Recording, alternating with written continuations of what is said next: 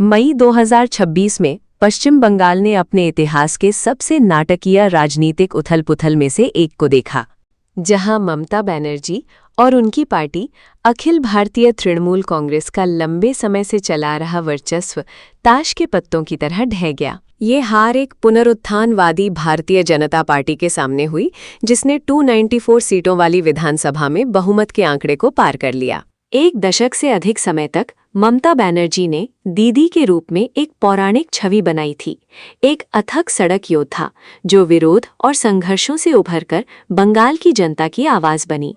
2021 की उनकी जीत और 2024 के आम चुनाव में उनके प्रदर्शन ने इस विश्वास को पुख्ता कर दिया था कि उनका शासन अटूट है और जनता के साथ उनका रिश्ता अटूट है।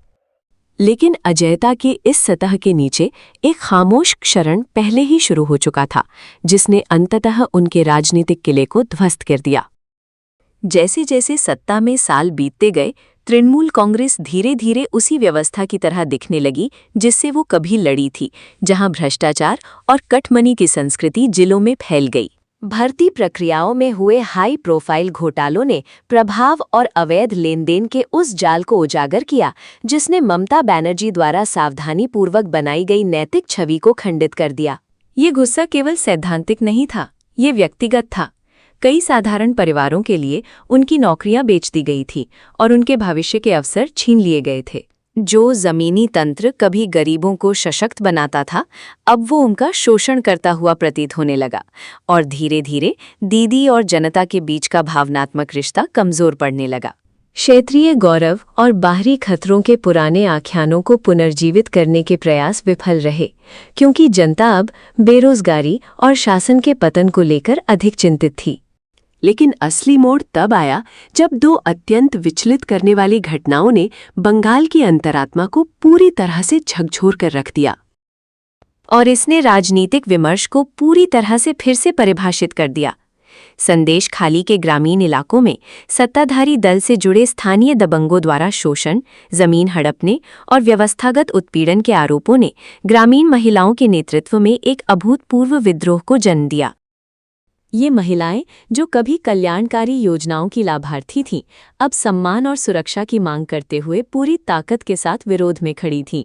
लगभग उसी समय कोलकाता के आरजी कर मेडिकल कॉलेज में हुई एक दुखद घटना ने पूरे शहरी बंगाल में व्यापक आक्रोश भड़का दिया, जहां न केवल घटना की गंभीरता बल्कि प्रशासन के रवैये पर भी गंभीर सवाल उठे। विरोध प्रदर्शन तेज हो गए, भरोसा टूटने लगा और एक शक्तिशाली बदलाव शुरू हुआ।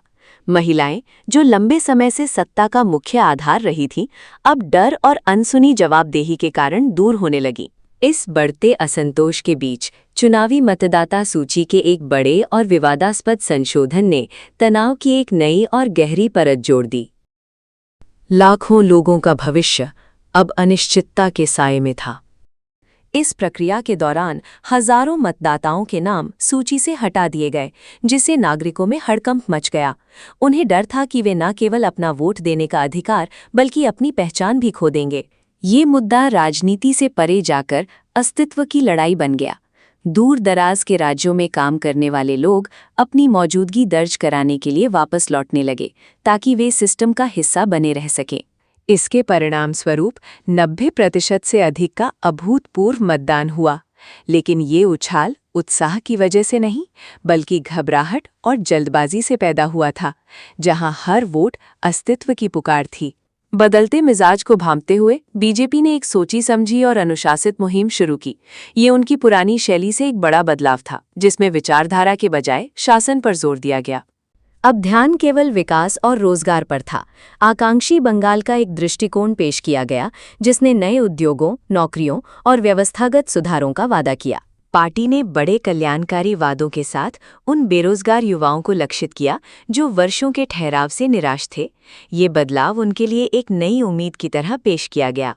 विपक्ष ने सरकारी कर्मचारियों को बेहतर वेतन और सुविधाओं का भरोसा दिलाकर उन्हें अपने पाले में लाने की सोची समझी रणनीति बनाई। सुवेंदु अधिकारी जैसे जमीनी नेताओं ने ममता बनर्जी के सबसे मजबूत गढ़ में सेंध लगाकर उन्हें सीधे तौर पर ललकारा। इस रणनीतिक दबाव ने मुख्यमंत्री को उस क्षेत्र की रक्षा के लिए मजबूर कर दिया जिसे वे कभी अपनी सबसे सुरक्षित जमीन मानती थीं। इधर पार्टी के भीतर अभिषेक बैनर्जी ने कॉरपोरेट तरीके से बदलाव शुरू किए। पुराने चेहरों की जगह युवाओं को लाकर पार्टी का चेहरा बदलना चाहा, लेकिन इस सुधार ने पार्टी में दरार पैदा कर दी।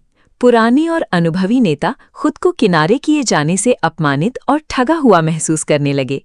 इन आंतरिक मतभेदों ने पार्टी की संगठनात्मक रीढ़ को तोड़ दिया, जिससे उनका वर्षों पुराना बूथ लेवल नेटवर्क बिखरने लगा। विपक्ष ने इस अफरा तफरी का पूरा फायदा उठाया। केंद्रीय नेतृत्व और जमीनी कार्यकर्ताओं के बीच बढ़ती दूरी ने पार्टी के पतन को और तेज कर दिया। उसी समय तृणमूल की चुनावी ताकत का एक और मजबूत स्तंभ ढहने लगा, क्योंकि पारंपरिक रूप से एकजुट अल्पसंख्यक वोट बैंक अब बिखरने लगा था। नए राजनीतिक खिलाड़ी सामने आए, जिन्होंने विशिष्ट पहचान और शिकायतों को हवा दी, जिससे वे वोट बट गए जो कभी ममता बनर्जी के पीछे एकजुट थे। ये विभाजन कड़े मुकाबले वाली सीटों पर निर्णायक साबित हुआ, जहां वोटों के एक मामूली बदलाव ने भी भाजपा उम्मीदवारों को बड़ी जीत दिला दी। सत्ताधारी दल के लिए जो कभी एक अभेद्य कवच था, वही अब उसकी सबसे बड़ी कमजोरी बन गया, जिसे पूरे राज्य का चुनावी गणित बदल गया।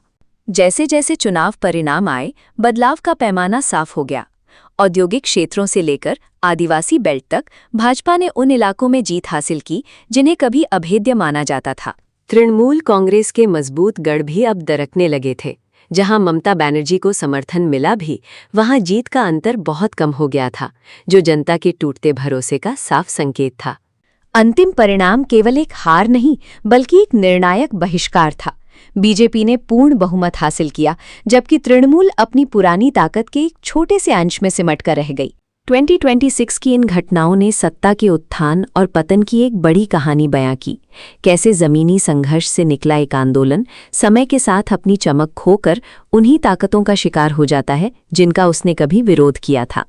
एक जुझारू प्रदर्शनकारी से एक ताकतवर मुख्यमंत्री तक का ममता बनर्जी का सफर कभी लाखों लोगों के लिए प्रेरणा का स्रोत था।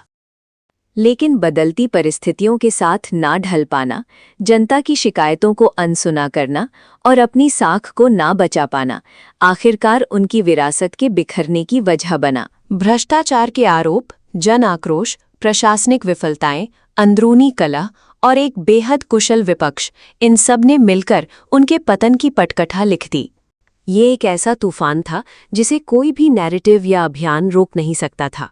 जब अंतिम वोटों की गिनती पूरी हुई, तो बंगाल की जनता का संदेश बिल्कुल साफ और शक्तिशाली था। ये केवल एक राजनीतिक सत्ता परिवर्तन नहीं था, ये बदलाव, जवाबदेही और एक नई दिशा की पुकार थी। तृणमूल कांग्रेस के इस पतन ने एक युग के अंत और एक नए अध्याय की शुरुआत को चिन्हित किया।